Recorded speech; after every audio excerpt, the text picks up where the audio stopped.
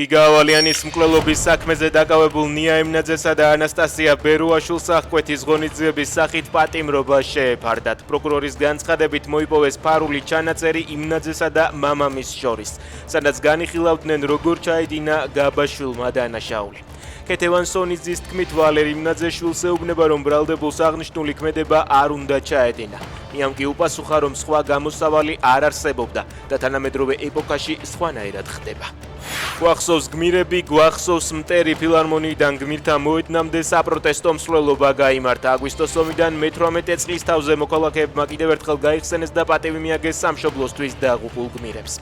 ჩვენ გვახსოვს ვინ დაიწყო ომი და გვახსოვს ჩვენი გმირები, რომლებმაც გმირულად დაიცვეს. საქართველოს აღნიშნავდნენ მსვლელობის მონაწილეები.